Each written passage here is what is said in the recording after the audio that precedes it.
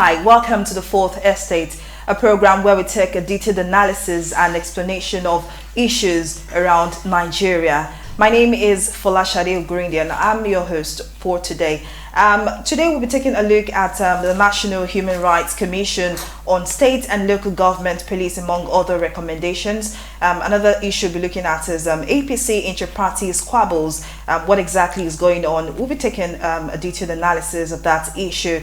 Thirdly, we'll be looking at Sani Abacha's loot being discovered a decade after. It was reported that over 211 million euros were discovered. What exactly is going on? We have analysts in the studio to help us unravel this. Another issue we'll be looking at is the 9th National Assembly due for inauguration. We'll be taking a look at this also. But let's go for a short break. After this, the program continues. Don't go anywhere.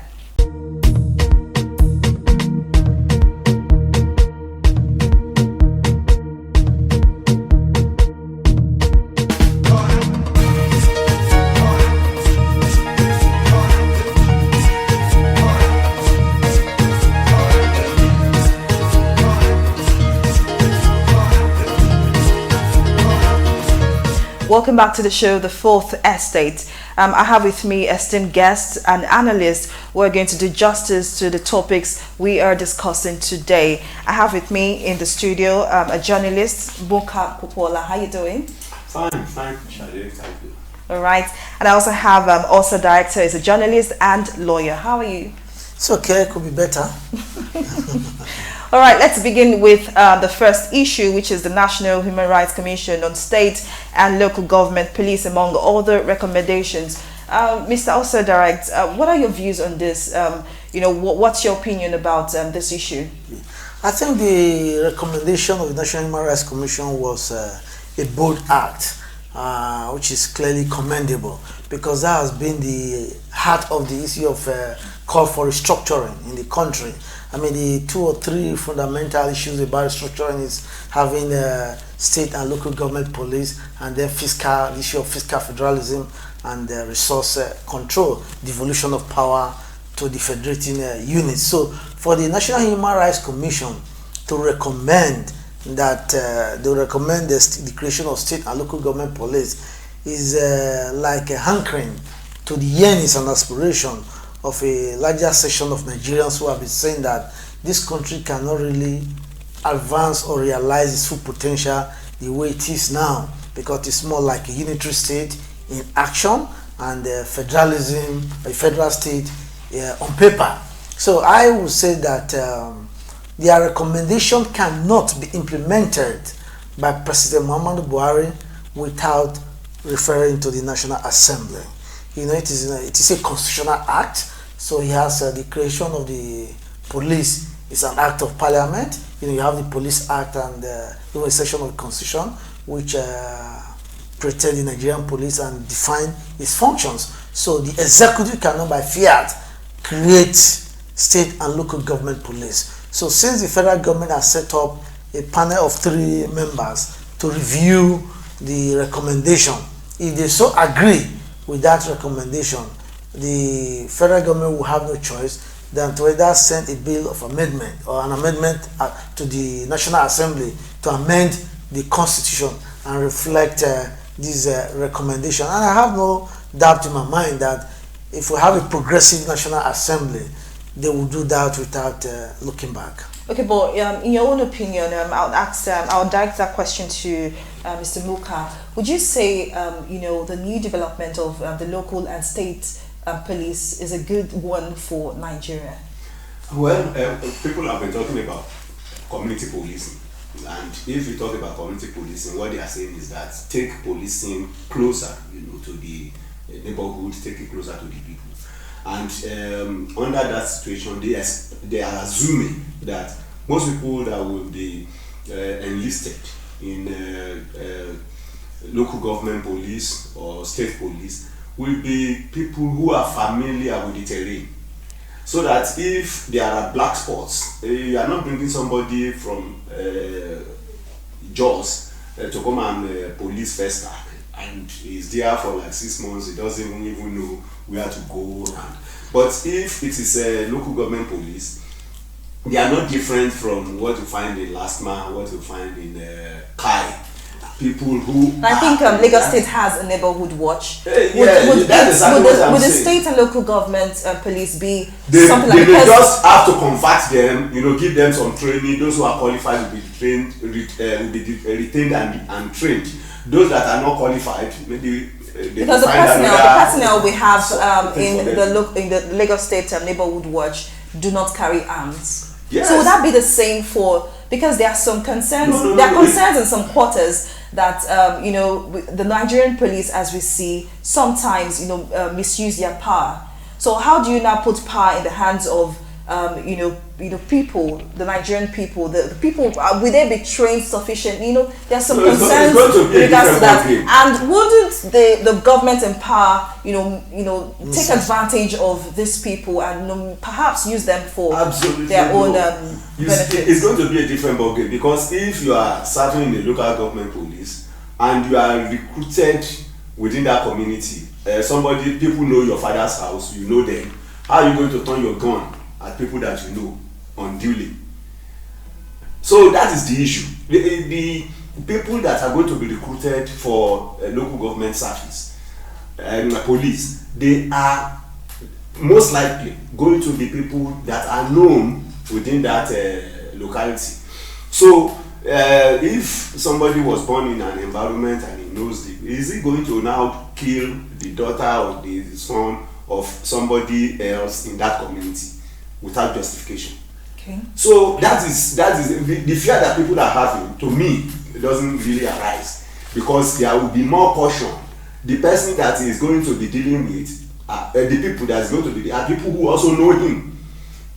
They know where he's coming from. They know when he was born. They know his father. Yes. So the idea that he turn his gun at people or abuse his powers and all that, not. But I'll need to raise a point here. We've had, I think, some other paramilitary organizations, telling the National Assembly for them to be assimilated as and legalized. And I think it was in the news. There's a vigilante group. Yes, there's also a vigilante group who are saying, so are we not having, because the problem we have with federalism in Nigeria is that we more or less have like a duplication of roles and responsibilities. Don't you think this would also put a strain on our national budget? And that's the more reason people have been advocating for what you call restructuring, even though restructuring means different thing to different people. But fundamentally, we are looking at the issue of fiscal federalism and devolution of power to the federating units. Just like my colleague rightly stated, if you have a local government police, you are going to recruit from the locals, and they know themselves, they have their history, they know their history and their background. And as a matter of fact, even the Nigerian police, you will see that when push comes to shove and they are pushed to work, they know these criminals. They know how to get there. Not talk of a local government where you have everybody knew how they all grew up and were raised. So what I'm saying is that yes, there are fears that some of these local government police, state police, or vigilante could be misused by desperate politicians. You cannot underestimate the mischievous capacity of these politicians in their desperate quest for power. We must actually take that into cognizance when looking at the issue of formation of local government and the state police, because it is very easy for them to bypass what my colleague has just said, that because they are in the same local government, these politicians can decide to take local government police from local government A to go and wreak havoc in local government B or C. You understand? Because they are in the same state there, because like we have different senatorial districts, and these are populated, they have those similar cultures and history, but there are still some differences. So you could decide to use local government police from a particular senatorial district to go and oppress people in another senatorial district. So these fears should be taken into consideration. But in agreeing with him is that the function of local government police or state police will be better than this so-called federal police. All right. Anyways, the story is still evolving, but I would say that with what the two gentlemen have said, that the pros are more than the cons for the state and local Exactly. government police. Exactly. All right, let's move on to the other issue of the day, which is Buhari tells FCT residents who paid him Salah homage that he would not punish them for not voting for him. And the president said FCT residents who paid him, he would not punish them. What are your views on this, Mr. Muka Popola? Don't you think, the president, the statements made by the president was a bit sensitive? What are your thoughts on this? Highly sensitive, demoralizing, divisive. It is a statement, a very pregnant statement. It sends a wrong signal. In 2015, after the election, it just brings to mind again the issue of 97% and 5%, 97% that voted and 5% that did not vote. And again, in this situation, there was no need for Mr. President to utter such a word, to people who have come to felicitate with him. It means that in his mind, he was taking it against, those people. And now he has driven fears into them, because these are people around him. He has driven fears into them. And when you now go look beyond Abuja or Asubila, you ask yourself, so those who did not vote for Mr. President, does he see them as being against him or being being his enemies? No, they are not. And even if he sees anyone, any Nigerian citizen that did not vote him as his enemy, he should remember that he is still going to be spending that person's money to manage the country. So it's still spending taxpayers' money, of course, whether they voted for him or not. Yes, whether they so he's the voted president for you, of the people, whether they voted irrespective for of you who or not, votes you for him. are still going to spend their money. So you cannot spend their money against them. You cannot be against them because you are there not by your power. After all, Mr. Muka, government is defined as governments for the people, of the people, and by the people. You are even that's very elementary. You are talking Democracy, but exactly. the real word there is that government is for the people.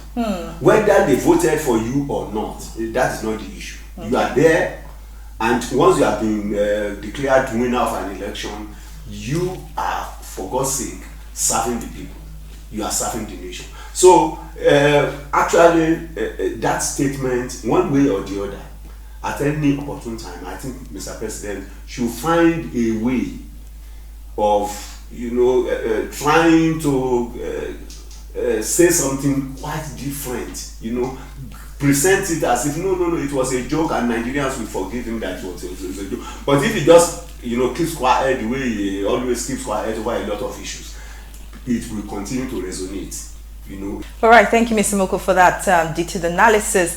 Let's move on to the third issue, which is APC inter-party squabbles, such as suspending some key members and the altercation between the former chairman Odigwe Oyegun and the current chairman Adam Oshomole, when the party should be consolidating. Now, Mr. Osa Director, I was going to ask you, is the party likely to achieve the next level in that situation? Because there's a popular saying that a house that fights amongst itself would definitely not stand a chance of time. So what are your thoughts on this? Yeah, well, the truth is that if you look at the history and the origin of the All Progressives Congress, it's just an amalgam of disparate personalities, coming to form a special purpose vehicle to attain political power. So the cleavages have always been there. But we have thought that after a while, 2, 3, 4 years, especially when we were able to ascend to the Aso Rock, that they would have by now gel, literally, and it was a miscalculation on the part of those who trusted and fostered Adams Oshomole on the party. Labor unionism is a different ballgame from politics. For the fact that he was governor of Edo State for 8 years and riding on the crest of media frenzy, who unleashed him on the Nigerian people without critically examining him, does not mean that he was actually a successful leader. Oshomole, between Oshomole and Oyegun, they are different worlds apart. Oyegun is well educated and urbane. Oshomole is a street fighter, a primitive leader who believes that his word is law. And people don't get to know Oshomole. Oshomole is a man who lacks self-confidence, but he tries to cover up for it by being garrulous, because he doesn't want to give people the opportunity to examine him, so he tries to dominate the discourse, and to that extent, he tried to browbeat his way and bluff his way through, talking beyond his level of competence. And now that he has come to lead a sophisticated party like the All Progressive Congress, if he's not excised from that position, I think it's going to be the beginning of the end of APC.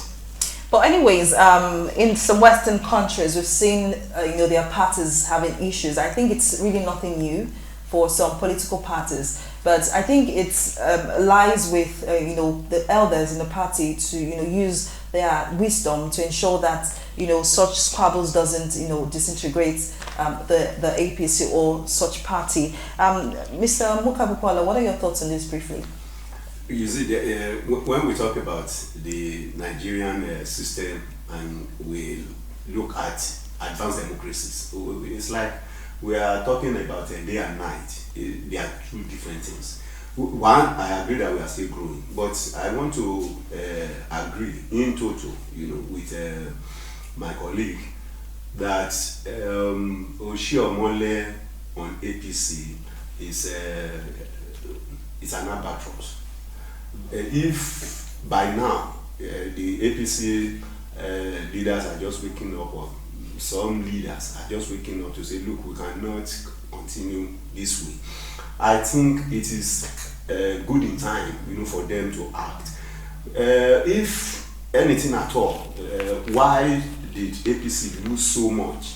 It's not because APC was that bad in terms of as a party, in areas that they lost. It was pure mismanagement of their local, reefs. And immediately any such shifts, begins to show in any state. You see Oshiomhole jumping into it. He will jump into it, he will decree that this is what is going to happen. Politics is not like that. It is an area that I'm very, very familiar with. It is about persuasion. It is about consensus.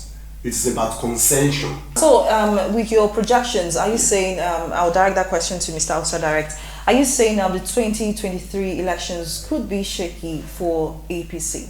Of course, if APC is interested in self-preservation and progress as a political party, the earlier they do the needful, the better for them. And that is why even his own deputy, the deputy national president of the All Progressive Congress North, Senator Lawa Shaibu, had called for him publicly to resign, that he was not elected to come and lose election, but to actually add value to the party. But since he came, the party has been on the losing end, and that has to do with his managerial skills or otherwise, So I think if the APC is committed to grow and evolve as a political party that should be reckoned with, people like Oshiomhole should not find themselves at the corridors of the leadership. Right, thank you very much. Moving on from the APC to the story, Sani Abacha loot still been discovered a decade after he left office. Should Nigeria not get an award for not collapsing under such monumental looting? Was it the only former leader who looted, or because he is dead? And reports have said that over 211 million euros were discovered. And it's quite, shocking, or it's not really shocking to some people, but it's quite sad that the Nigeria economy has gone through such looting. I mean, 211 million euros over time by Abacha. What are your thoughts on this, Mr. Mukwa? Well, in the first place, it's not over a decade, it's over 2 decades that Abacha passed on. And we've been hearing the story of Abacha loot for about 2 decades too, because this thing started when Obasanjo came into government, and Obasanjo too often suffered in the hands of Abacha. I think that was the first anti-corruption war that Obasanjo fought, and he fought all through his tenure, pursuing only Abacha and maybe other political issues, people who have political issues within the party. So that's clear. But we cannot continue, to have this kind of very, very disheartening, revelations. And this is just about a single individual. He served with ministers. They must have taken their own too, because he cannot be stealing alone. And then governors under him. You can look at the entire platform, of looting that they created at that time. But when you now look beyond Abacha too, then you look at other leaders and you see how this country has been bled over the years. You can look at other, now we talk about corruption. We talk about corruption, and we are free to talk about it because we are in a democracy. Look at about the 30 years of military interregnum, when at that time it was people like Osa who were daring enough to come out and challenge them. And then you see, these are issues. The one that we are now talking about, Abacha, 200 and something, it's not likely to be the last. We thought we have had the last. And beyond Abacha as a former leader who has passed on now, of course we know that there've been several allegations of corruption among some living leaders in Nigeria. Beyond the 211 euros, we could just begin to imagine how much more money, have been looted over time. Now, there was a report yesterday, and there was a Vox Pop asking Nigerians, what are their thoughts? What do they want the Nigerian government to use this money for? Some people felt, okay, they should use it to, improve the nation's economy and other things like that. But, there are fears. The question now is, how, who will be in charge of this money, of course, but how exactly do you think the Nigerian government can spend this money in order to ensure that this money that has been looted over the decade could be brought back into the Nigerian economy for the betterment of everyone, of all the citizens? Yeah, well, it is well and good to ask the federal government to use this 211 million euros wisely. But the question you have to ask yourself, what are the ones that have been recovered before? There have been other recoveries. The other recoveries are there. Yeah. What were they used for? I had thought that federal government will set up a special committee, that is open and transparent, known to Nigeria, with the approval or oversight of the National Assembly, and that every money that is recovered should be kept in a particular account, and then decide on what to do. Oh, we are going to use this to do a rail from Lagos to Maiduguri, because which is going to serve the whole nation. Just decide on things to do, or even to fund our education. And I think the Guardian reported this morning that 62% of the money looted is, the total that's the totality of money looted. Exactly. It's about 62% of the 2019 budget. Exactly. Yeah. So you see, just as he has said, you ask yourself, the previous monies recovered, what did we use them for? For what purpose? On what purpose? What can we really? So what's the guarantee that this money that's been recovered will be used properly? Don't forget that last year or thereabout, some huge money, over $200 million too, were recovered from Abacha. And that was what they converted to what they call trader money. Yeah. And they were sharing this money, all over the place. Yeah. So now, to some critical Did you receive any money? I didn't. He's not a trader. Thank you very much, gentlemen, for being a part of the program Fourth Estate. Thank you very much, Mr. Muka Popola, for coming on the show. It's a pleasure being around with you. And thank you, Mr. Osara, Director, for being a guest. Thank you very much for having me again.